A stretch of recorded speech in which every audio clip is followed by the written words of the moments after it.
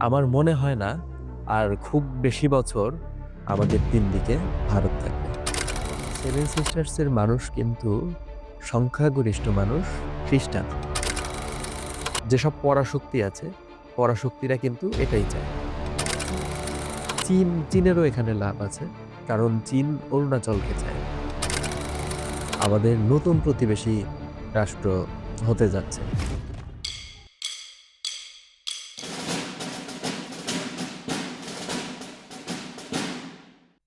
বাংলাদেশের উত্তর-পূর্ব দিকে ভারতের যে সেভেন সিস্টার্স আছে, এই সেভেন সিস্টার্স এর মানুষ কিন্তু সংখ্যাগরিষ্ঠ মানুষ খ্রিস্টান।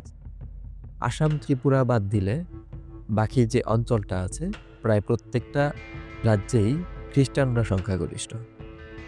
১৯৪৭ সালে যখন ভারত-পাকিস্তান দ্বিজাতি তত্ত্বের ভিত্তিতে স্বাধীন হয়, তখন আরেকটা দেশ হওয়ার কথা ছিল। সেই দেশটা খ্রিস্টান দেশ। পাকিস্তান হয়েছিল মুসলিমদের জন্য, ভারত হিন্দুদের জন্য সেকুলার স্টেট হিসাবে ঘোষণা দেয়, মুসলিম অঞ্চলও তাদের অন্তর্ভুক্ত হয়।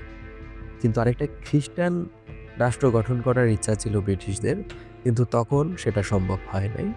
তবে আগে আর পরে সেটা গঠন করা হবে। এটা ইউরোপ, আমেরিকা, খ্রিস্টান বিশ্ব, পশ্চিমা বিশ্ব তারা এটা করবে। ব্রিটিশরা প্রায় ২০০ বছর এই অঞ্চল শাসন করেছে। তখন ব্রিটিশরা তারা খ্রিস্ট ধর্ম প্রচার করত। খ্রিস্টান মিশনারিরা ধর্ম প্রচার করত। যারা মুসলিম তাদের তো আর সহজে খ্রিস্টান বানানো সম্ভব না। যারা ট্রাইবাল পিপল আছে, পাহাড়ি অঞ্চলে বসবাস করে, ক্ষুদ্র নৃগোষ্ঠী, তাদের খুব সহজে ধর্মান্তরিত করা যায়। কারণ তাদের নিজস্ব ধর্ম আছে কিন্তু তারা অনেক ব্যাকডেটেড ছিল। তাদের জীবনযাত্রা সবকিছু সেই প্রাচীন যুগের মতো ছিল। তো এই অঞ্চলগুলোকে টার্গেট করে ব্রিটিশরা কাজ করত। খ্রিস্টান মিশনারিরা এখানে খ্রিস্ট ধর্ম প্রচার করতে থাকে। খ্রিস্ট ধর্ম প্রচার করতে, করতে একসময় যারা অগ্নি পূজা করত, প্রকৃতি পূজা করত, তাদের ছোট, ছোট নিজস্ব ধর্ম ছিল, জাতি ছিল।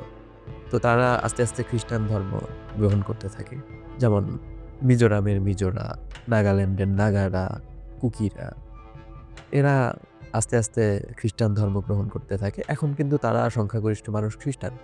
তো এখন আগে আর পরে আমরা যদি নাও চাই যে আমরা এই অঞ্চলে যুদ্ধ চাই না, কিন্তু আগে আর পরে এই অঞ্চলে একটা যুদ্ধ আসন্ন। কারণ সেভেন সিস্টার্সে যখন পশ্চিমারা একটা খ্রিস্টান স্টেট গঠন করতে চাইবে, তখন একটা যুদ্ধ লাগবে। যেসব পরাশক্তি আছে, পরাশক্তিরা কিন্তু এটাই চায়। চীনেরও এখানে লাভ আছে। কারণ চীন অরুণাচলকে চায়। আমাদের বাংলাদেশের ৩ দিকে ভারত। আমাদের বাংলাদেশের পশ্চিম দিকেও ভারত, উত্তর এবং পূর্ব দিকেও ভারত। কিন্তু আমার মনে হয় না আর খুব বেশি বছর আমাদের ৩ দিকে ভারত থাকবে। কারণ আমাদের নতুন প্রতিবেশী রাষ্ট্র হতে যাচ্ছে।